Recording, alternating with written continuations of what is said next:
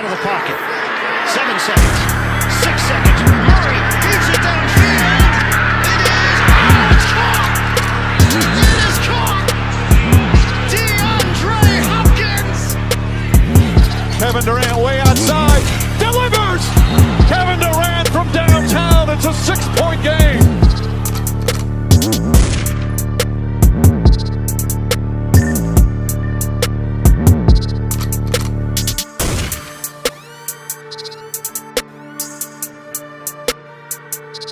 Gentlemen, a pleasant good afternoon. Welcome everybody to an episode of the Lewis Sports Network. It is your boy Lewis coming back at you once again with another heavy hitter banger with yet another video. First uploaded video in a long time on Super Bowl Sunday. Hope everybody is having a wonderful Sunday. It is snowing out here in NY. Make sure to smash that like button, hit that subscribe button, make sure your notifications are turned on, make sure you guys are sharing this on your social media platforms. Truly appreciate it. I will be doing the Sacramento Kings against the Los Angeles Clippers later on this afternoon at 3, so make sure you guys pull up for that, no problem. I need you guys to pay attention to this video, man, because I got a couple of things I need to get off my chest on this. The love and hate relationship that NBA players receive from their fans and from the media. Here is the bottom line, folks. The bottom line is NBA players are always going to receive love and hate no matter how much we feel about them as NBA fans. People really need to stop making this effort to try to defend players that they don't even know.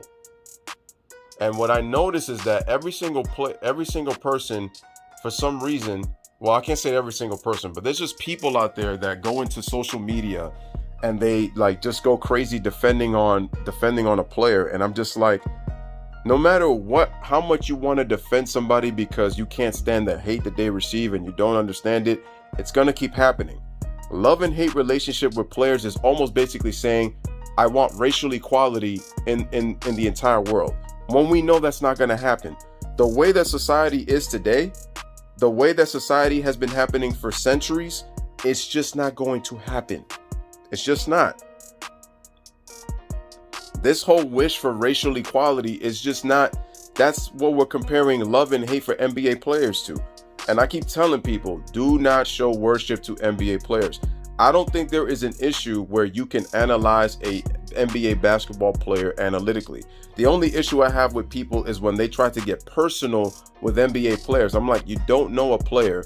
Okay, you don't like them, but you decide to get personal and you want to say something stupid. And it's like, it just doesn't make sense. Why can't you just critique them on basketball? I don't like the way that this person plays. I think this person sucks. That's fine. But I don't understand why people I've seen players get death threats. I've seen players now some of the players do this on purpose to get attention when there's no need for them to do that. While other players, they just get hated on for no reason. But it's like I said before, this has existed for a very long time and it's just not going to change. The players that played in the beginning, when the NBA first started, all the way to 2020, players are receiving hate. Okay? Here's the difference between back then and today. Media actually had more control. They actually had more control, believe it or not.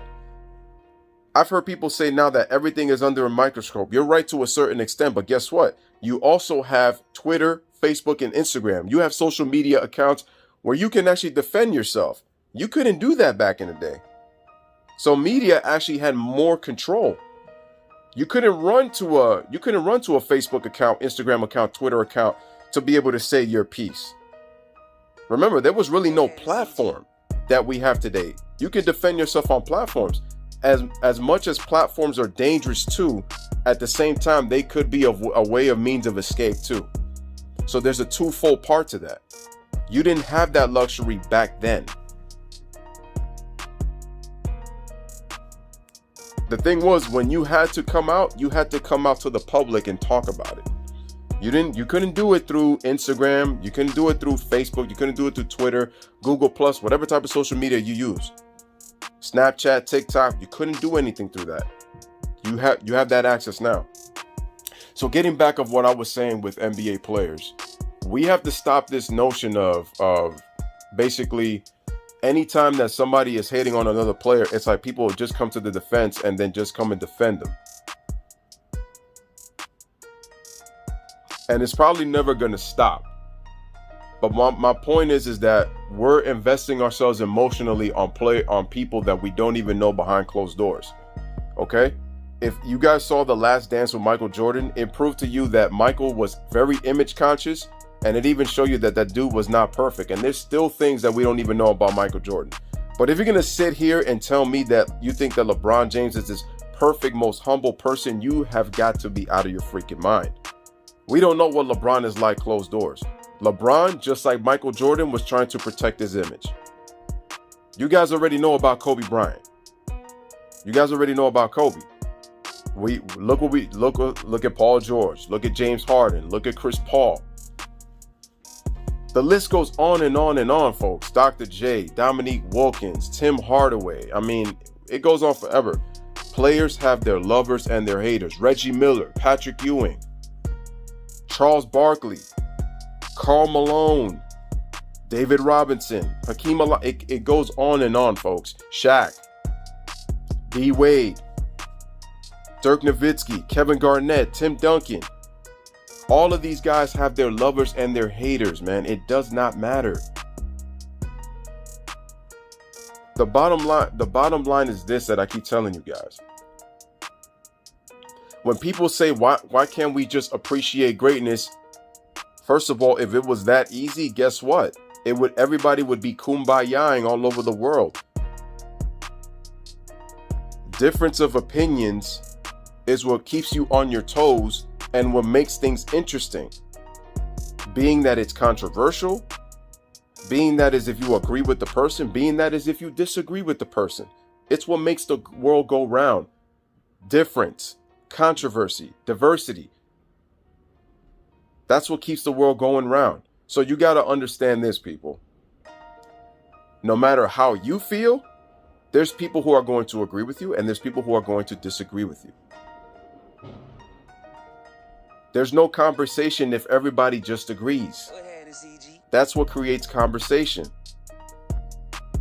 The issue that I have is there's no problem when you disagree. It's just the issue is when you take it personal with NBA players, with sports athletes that you don't even know, that you've probably never met in your life. Okay? Some people have it more personable than others, but remember, those guys, the ones who know them personally are the ones who they have an inner circle with. You have your inner circle in life, they have their inner circle in life. Okay? The opinions of the inner circle is going to matter more than a common person who they've never met in their life. And that's the point I'm trying to tell you guys. Because remember, we get emotional because we only see these players on TV, and then when we see them in person, it's an oh my God moment. Like, I can't believe I'm again. See, that's the nostalgia. That's the fandom that takes over. You know, it's cool. Because it's a big moment for you. But once again, we cannot do this to this point where it's like now we create divisions among each other because we don't agree on the same thing. The bottom line is you should appreciate, I know I've said the word bottom line quite a few much, but you just need to worry about what your perception is on things when it comes to sports. Your perception on things on what it is on life. The fact that we get emotionally invested on other people's lives, that basically says you're not really doing much for yourself, but you care about what others think about another person who you've never met. I've said this before. Kobe Bryant is great. Sometimes people put him over the top, but it is what it is. What are you going to do? That's going to keep happening. LeBron James is great, but some people continue to put him over the top, even though there's really no necessary to do that. But guess what? We've been disrespecting players back and forth. Did y'all notice that? And the guys who played before in the past, they don't get recognized for the contributions that they've made to help the game evolve the way it is today. That's why there's a lot of disrespect between old school versus new school, as I've said before in prior videos. So ladies and gentlemen, I leave you with this. The players are great. And this is why I blame the media. Because I told you, the narrative always wins. The narrative always wins. If you wake up and smell the coffee, the media is who you have to blame for the reason why there's division among fan bases of teams and players. Because the word is all about respect. And we don't respect because we're too biased in our opinions. And I used to be that way. So when people nitpick videos that I've done a year or 2 years ago, and they'll tell me I don't know anything, it's like, if you are somebody who's followed my channel, I've evolved and changed over time in my view on things. And people already know that when they listen to my videos. But people are going to nitpick no matter what, and that's just the name of the game. Usually, before, I would always try to respond to try to defend myself, but I just stopped doing that because I'm saying, what is the point? That's getting me nowhere. It's the same thing with a lot of these guys. That's why I don't go on other channels and, go and comment on other people like I used to. It's a waste of time, to be honest with you. It's a waste of time. I just worry about putting the grind, putting in the content, and for people who pretty much appreciate what I'm doing, I rock with them. And for those who want to rock with me, thank you. I appreciate that. If you don't want to rock with me, that's cool. Okay? Just don't let the door hit you on the butt on the way out and just keep it moving. That's it. That's all it is.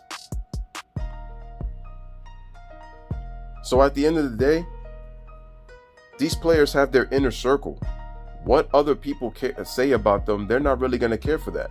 The ones that are sensitive are always going to respond. And you know who I'm talking about. The KDs, the Paul Georges, the James Hardens.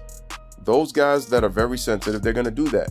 The other guys that have already made their living, the guys that are already successful, they're not going to pay attention to that. So that's what I said, is that if you guys are going to let people talk and they continue to spew on their hate, let them. That just says that they're not comfortable with themselves, that they want to, again, sometimes people say hateful things to other players and stuff like that just to make themselves feel good. Even if it is the truth, because they're so tired of other people talking about, why is this and that. Again, there's always going to be a division no matter what. It's an endless battle that you're going to keep fighting that's going to get nowhere. That's why I don't comment anymore. That's one of the things I realized. So that's why I continue to tell you guys, ladies and gentlemen, do not worship these sports athletes. Because when you do that, that just lets you know.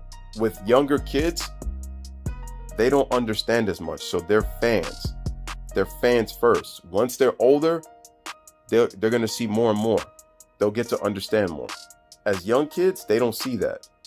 I see that as an adult compared to when I was a kid and when I was a teenager. I have a better understanding than I did when I was younger. It's all about evolving the mind, folks.